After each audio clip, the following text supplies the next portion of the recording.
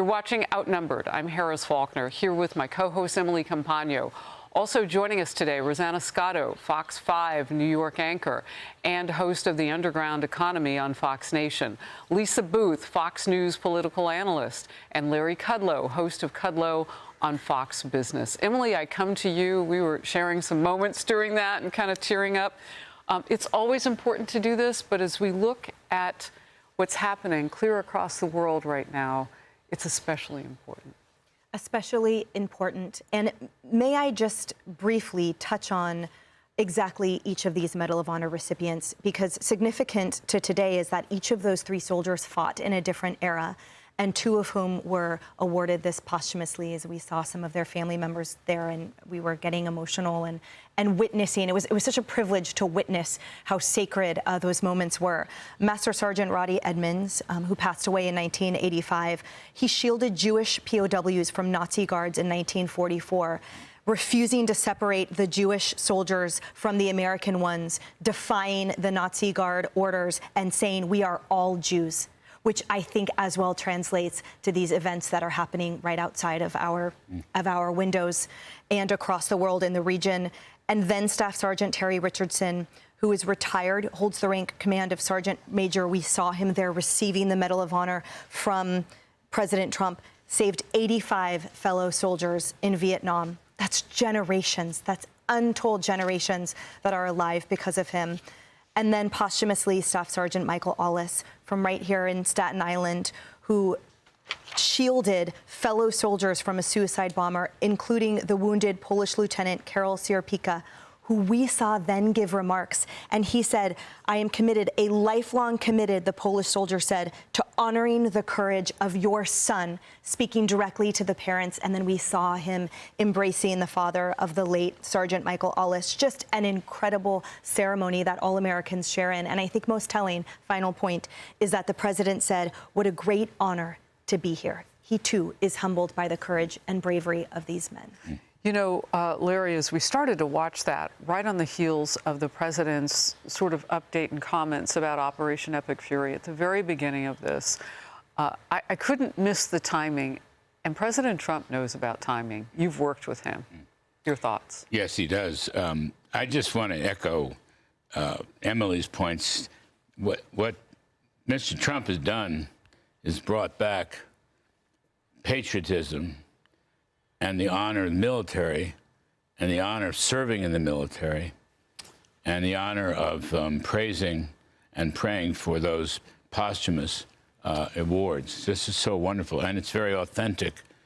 So yeah, he knows what he's doing in a timing sense, but he's been doing this kind of thing for the better part of the last year.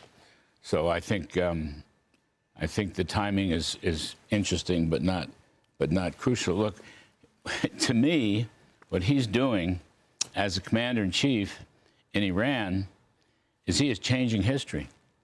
He is changing. This is the Berlin Wall coming down and freeing up Europe from Soviet communism. This is the Iranian regime change, the end of the mullahs, and I don't know how this thing's going to end up, so I don't want to get ahead of that curve. But he is giving the end of this Iranian terrorism. He is putting freedom in the Middle East, freedom for Iranians, hopefully, freedom from Israel, so they can live peaceably, Western Europe, the United States. I mean, the Iranians tried to kill Trump several times, as I'm sure you all know. This is a freedom effort, and I think it's going to pay off. I think what he's done is epic. How to use that word? I know it's epic fury is how it was. I use the word. I think he would use that word too. I know. I use the word epic for the State of the Union message, and little did I know a few days later this would happen. But I mean, it's almost though no one would do this except Trump. He is, I guess, Harris. I think he's perhaps the most consequential president we have ever had. And if I'm wrong about that, I will throw Reagan in for overturning communism. And I might throw FDR in, believe it or not, because of the conduct of the war, which was so important. But this is remarkable stuff, Yeah. And, you know, he will do whatever it takes to meet this commitment to overturn the murderers and terrorists in Iran. That's what I think. You know, Lisa, from what Larry was just talking about, it would take all of the partners that we have, and remember that big trip that the president made in the last year going to the Middle East. It would take all those partners to recognize, even if they didn't want to jump in militarily, how important and critical this moment was, and at least to stand down and not come against us. Iran has made sure that that's going to happen because they're hitting those neutral people, and they're hitting. Who hits the Burj? Who hits the world's only 7-star hotel with tourists from all over the globe there? Like, who hits that? But 9 people have been killed, they verified today. And I don't know, I'm going to ask our team in the control room, do we have that Prime Minister Netanyahu visiting that synagogue a short time ago? We had just gotten the video in. More than 40 injured in that. A missile hit and destroyed a synagogue in Beit Shemesh in Israel. Here it is. He spoke briefly while there. There was a public bomb shelter beneath that synagogue, and people died, people injured. Look at, there's almost nothing left. And what Benjamin Netanyahu was talking about was just the fact that he wants people to know the difference between the enemy and Iran, and as they press this offensive forward, to force regime change if they can, but certainly ultimately to free the Iranian people, something Larry was saying. Yeah. And one more just to get this out. Most of the Israeli population is in bomb shelters and has been for 60 hours. That from Trey Ying's reporting. Look, a lot of people are watching this, holding their breath around the Middle East, and having us in Israel and others now engage is important, it's critical, and it could change the landscape of that part of the world.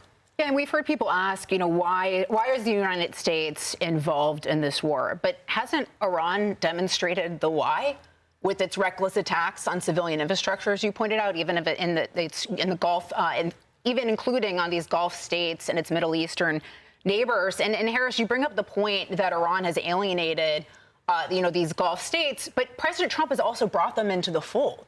And you look at even during his first administration with the Abraham Accords, and then also during the second administration, you referenced the speech in Saudi Arabia last year. And what did President Trump say? He said the future of the Middle East is commerce, not chaos. He has handled these Middle Eastern countries differently than past presidents. He even went in and said, look, I'm not a nation builder. I'm not trying to interfere with your business. He recognizes that these Gulf states, they're monarchies. Right? They're not going to see the world the same way that we see the world, and from a democratic standpoint.